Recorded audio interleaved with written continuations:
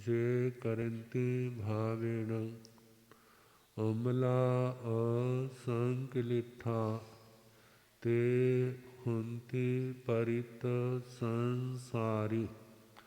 बोलिए भगवान महावीर स्वामी की। पावन चरित गुरुदेव जी। बंधु मन वच काये, भाव सागर को तरण में करो हमारी सहाय। जिन शासन जिन वाणी सदा जयवंत हो, श्रवण संग सदा अविचल मंगल हो। मुक्ति को प्राप्त श्रवण भगवान महावीर स्वामी, उनकी परम पावन कल्याणी भागवती वाणी वाचक प्रमुख श्री इंद्र भूति गौतम आदि गणधर भगवंत, युग प्रधानाचार्य परम पूज्य श्री सुधर्मा स्वामी जी महाराज, उनकी परम पावन पाठ परंपरा, वर्तमान आचार्य ध्यान योगी परम पूज्य श्री शिव मुनि जी महाराज एवं गुरुजन सबके पावन चरण सरोजों में मेरा अनंत अनंत बार वंदना नमस्कार।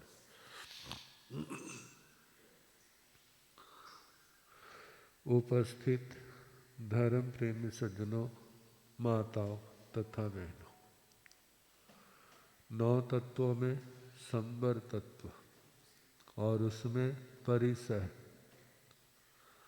उनका प्रकरण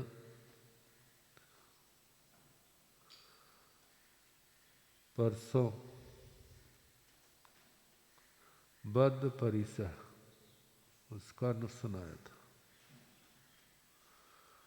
जानते हैं, जब ऐसी परिस्थिति आती है तो कितने लोगों के मन में ये भाव आते हैं, मैंने सारी आयु धर्म किया, मैंने किसी का बुरा करना तो क्या सोचा भी नहीं, फिर मेरे साथ ये क्यों।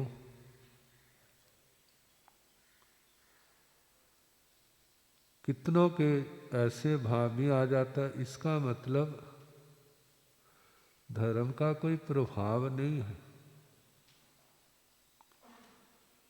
जो मेरे साथ ऐसा हो रहा है और ऐसी परिस्थितियों में जीव डामाडोल हो जाते, कितने जीव विद्रोही बन जाते, कुछ नहीं है। और ऐसे समय में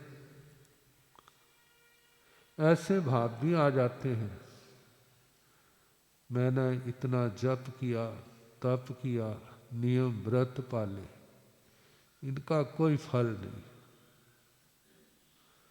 ऐसे ही अपनी जिंदगी क्या कर दी, गवा दी। ये विद्रोही भावनाएं कोई संभालने वाला नहीं है तो ऐसे होता है जैसे ट्रेन का लाइन का कांटा बदल देते हैं ना, तो ट्रेन की दिशा ही बदल जाती है। ऐसे ही जीव की भी यही दशा होती। आपने स्कंदक अणगार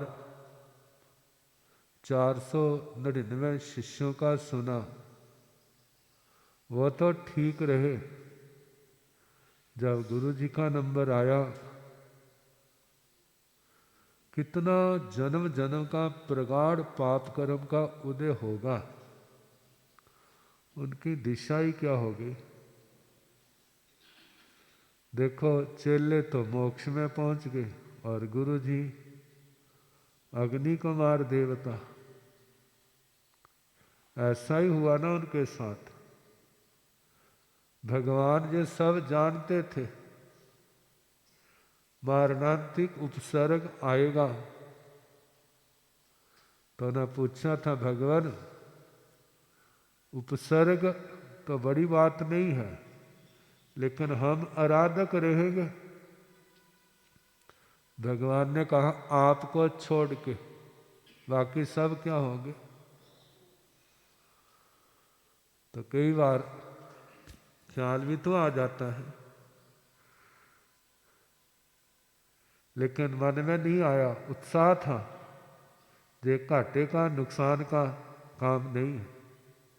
चलो 499 तरेंगे, मेरी कोई बात नहीं। अब उनके कर्मों को भी भगवान मुनि सुब्रत स्वामी जानते थे और स्कंद कणगार के कर्मों को भी जानते थे, और जैसा उन्होंने ज्ञान में जानते थे वैसा ही घटा। तो इतने ज्ञानी ध्यानी होने के बाद भी क्या हो जाता है, तो जिनके पास इतना ज्ञान नहीं है वो भटक जाए तो कोई आश्चर्य की बात भी नहीं होगी। इसलिए कहा जाता है पहले पाप करो ना, हो गया तो उसका प्रतिक्रमण, आलोचना, प्रायश्चित, पश्चाताप कर लो। इससे उसका गाढ़ापन क्या हो जाता है, घट जाता है। पूरा प्रायश्चित किया जाए तो मिट भी जाता। जब नहीं करते तो थोड़ा थोड़ा इकट्ठा होते होते क्या हो जाता है, कितना बोझ हो जाता है, वो व्यक्ति को भटका देता है। जब खाली क्षणों में बैठे हैं तो दुनिया की बातें ना सोच करके ये सोचो, हे परमात्मा मैंने इस जन्म में जन्म जन्म में जो भी पाप कर्म किए हैं, इस जन्म के तो याद हैं लेकिन पूर्व के जन्म के याद नहीं है।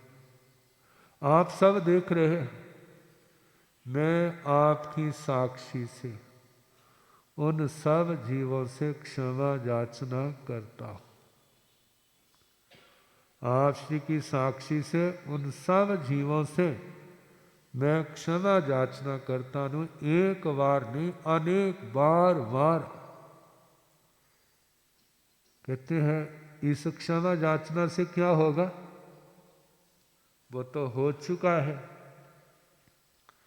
कहते हैं इसका जे लाभ हमारे को दिखाई देता है जब वह प्रसंग आएगा कर्म भोगने का।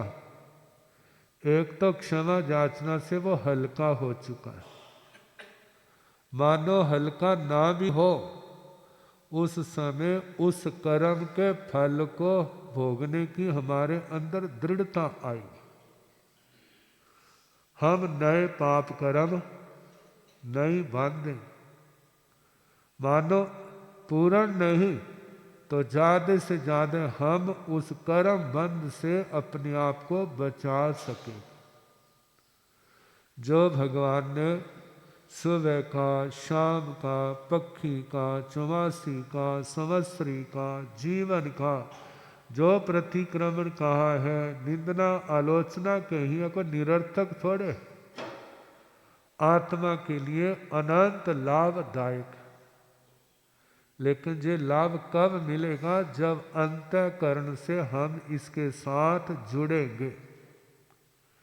जितना हमारा ध्यान संसार के जीवों का ध्यान संसार में है, कहते हैं उसका 100वां हिस्सा भी धर्म के साथ हम जुड़ जाए तो जी आत्मा कुछ ही जन्मों में इस संसार को पार कर जाएगी। अब किसके भविष्य में क्या लिखा है ये तो भगवान ही जानते, हम और आप नहीं जानते।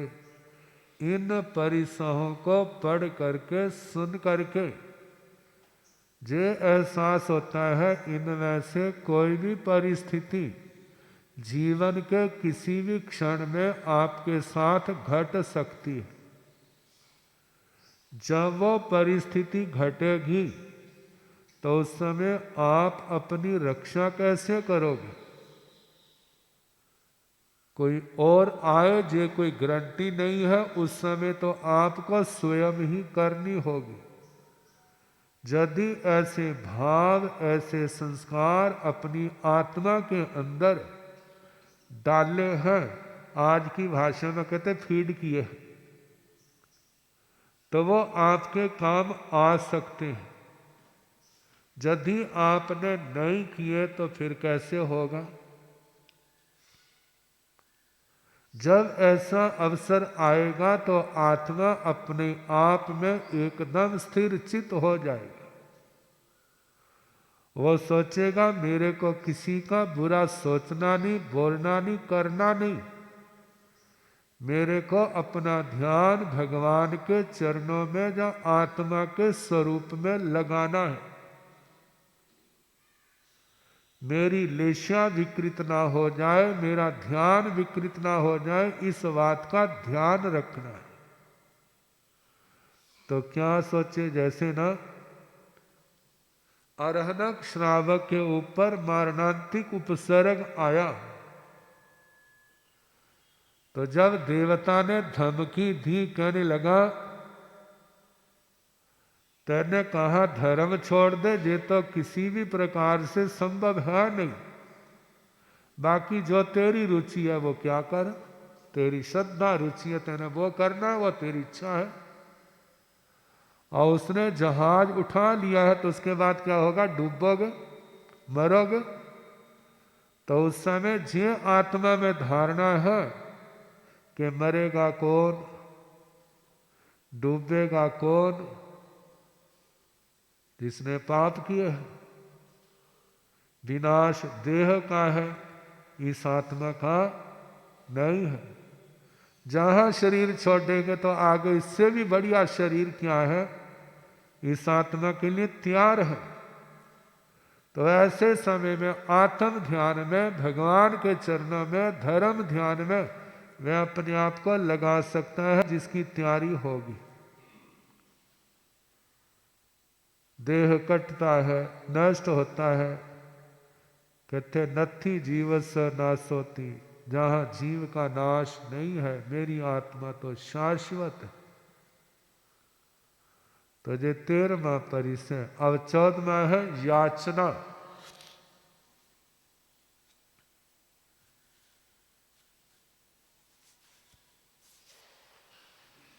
याचना मांगना। कहते इस महामार्ग में छोटे कुलों के भी जन्म दीक्षा लेते, मध्यम कुलों से भी दीक्षा लेते, और इस मार्ग में बड़े बड़े राजे, महाराजे, सेठ, सेठानियां, बलदेव, चक्रवर्ती सम्राट, वो भी क्या होते हैं? दीक्षित होते हैं। अब जो कुछ था वो तो सारा कुछ छोड़ दिया। जो कपड़े पहनने पे लेके आए थे, कितनी देर चलेंगे? आखिर वो पुराने होंगे, फटेंगे,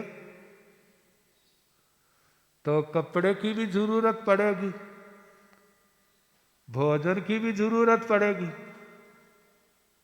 पानी की भी जरूरत पड़ेगी, स्थान की भी जरूरत पड़ेगी। अपना तो कुछ है नहीं। और भगवान ने कहा किसी की वस्तु बिना मांगे, बिना जांचना किए लेनी नहीं। और जिसने मांगना सीखा ही नहीं, दिया ही दिया है। जब भिक्षा का पात्र लेके घर में जाना होता है, वो सोचता है कैसे मांगूंगा मैं, यहीं रहूं। कहते दुक्करं खलुभ निचंग अणगारस भिक्षुणं सब्बं से जायं होई निथि किंची अजायु। भिक्षु का कितना दुष्कर व्रत है, अणगार भिक्षु का। इसके पास जो कुछ भी है वो अपना अपना नहीं है। सब कुछ किसका है? सबंग से जायंग होई, सारा गृहस्थों से जाचित है। आजकल तो मांगने की जरूरत नहीं पड़ती। सेठ सेठानियाँ सारे पहले तैयार होते हैं, मारे कृपा करो, मारे कृपा करो, मारे कृपा करो। लेकिन पुराने जमाने जब अत्यंत निष्प्रिय होते, गांव गांव में घूमने वाले, वहाँ पर ऐसी परिस्थितियाँ, और कई बार समृद्धि बहुत होती है समाज में, और कई बार दरिद्रता भी बहुत होती है। अपने को पहनने को कपड़ा नहीं मिलता तो दूसरे को कहाँ से देंगे। आजकल तो मशीनी युग है ना, धड़ा धड़ क्या हो रहे हैं, कपड़े बन रहे, सब कुछ तैयार हो रहा है। लेने वाला चाहिए, देने वाले बहुत हैं, लेकिन ऐसा सदा थोड़ा होता है। जब शासक जनता की ओर से विमुख हो जाते हैं, अपने सुखों में लीन हो जाते हैं, जनता का ध्यान नहीं रखा जाता, आवाजाही खत्म हो जाती है, इनकम के साधन रुक जाते हैं, जहाँ जनता की इनकम को राजा छीन लेते हैं, बड़े लोग बल के प्रयोग से छीन करके ले जाते हैं, फिर उस समय जनता की क्या दशा होती। कोई उनकी सुनने वाला नहीं। ऐसे समय में उनको स्वयं का नहीं मिलता तो दूसरे को क्या दे। तो कहा जाता है जब साधु जीवन में ऐसी परिस्थितियां आती हैं तो कितने सोचते हैं, सेयो अगार वासवती, इससे तो घर ही रहना अच्छा है, कम से कम किसी से मांगना तो नहीं पड़ता। मांगने में तो ऐसा लगता है जैसे जीते जी मर जाना। किन के लिए? जो स्वाभिमानी लोग। कहते एक राजकुमार साधु बन गया, अब वह घरों में भिक्षा के लिए जाता है तो उसके परिवार के लोगों ने देखा, कहते जी हमें अच्छा नहीं लगता, आप घर घर ऐसे क्या करते, रोटी मांगते हो। कहते आपको नहीं अच्छा लगता जी, आपकी बात है, लेकिन मेरे को तो बुरा नहीं लगता। कहते मांगना गृहस्थी के लिए कलंक हो सकता है, साधु के लिए कलंक नहीं है। उसकी जीवनचर्या का एक अभिन्न अंग। कब? जिसने संसार की समस्त परिग्रह को छोड़ दिया है, केवल गृहस्थों से जीवन चलाने के लिए थोड़ा सा भोजन और थोड़ा पानी, वस्त्र आदि, इसके अलावा और कोई उसकी चाहना नहीं है, और वो ले करके अपनी साधना के अंदर लीन हो जाए। कहते जे ऐसा होने से क्या होता है, साधु साध्वी का निर्दोष संयम पलता है, और श्रावक श्राविका गृहस्थों को सुपात्र दान देने का मौका मिलता है। एक त्यागी विरागी साधु साध्वी के पात्र में डाला है, वो खाएंगे, पहनेंगे, जप करेंगे, तप करेंगे, संयम पालेंगे, स्वाध्याय साधना करेंगे, कितने कर्म कटेंगे। उन कर्मों को काटने में आपका भी क्या हो गया, उसमें योगदान हो गया। जब आपका योगदान हुआ है तो कितने पाप कर्म आपके कटे,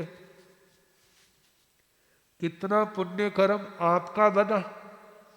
यदि साधु साध्वी नहीं है तो ये लाभ कैसे मिलेगा, उस लाभ से वंचित हो जाएंगे। तो कहा जाता है याचना परिसर, मांगने का। देखो बलभद्र जी कितनी बड़ी सुप्रीम पावर थी, लेकिन जब साधु बने कितनी की तपस्या कर लेंगे। 2 दिन 4 दिन 10 दिन मास कमर, 2 महीने 3 महीने 6 महीने, आखिर जे दे क्या है, किसके ऊपर चलने वाला, भोजन और पानी से। फिर तो पात्रा गुरुओं ने और तो धर्म तो दिया, जीवन को चलाने के लिए उन्होंने पात्र भी दे दिया, ले भाई मांगो तो खाओ और अपनी साधना करो। लेकिन वो भिक्षा को जाते हैं, किसी प्रकार का कोई बड़े शांत दांत ऐसे कितने बलदेव हुए, कितने चक्रवर्ती सम्राट राज ऋषि हुए, 12 में से 10 ने तो क्या लिया था। ऐसे कितने चक्रवर्ती जिन शासन में दीक्षित हो चुके हैं, इस भारत क्षेत्र से अनंत आ जाएंगे सामने। एक एक क्षेत्र से अनंत अनंत चक्रवर्ती सम्राट जो इस जिन शासन में महासत्व आत्माएं दीक्षित हुई, घोर संयम तप की आराधना करके कितनों ने कर्म क्षय किया, सिद्ध गति को प्राप्त हुए, और कितने विमानिक देवलोकों में गए, अपने संसार को सीमित किया, स्वयं तरे और औरों को भी तारा। तो ये याचना परिसर। अब इसके आगे है अलाभ, लाभ नहीं होना। इसके संबंध में कल जैसे समय होगा सुनाने का प्रयास किया।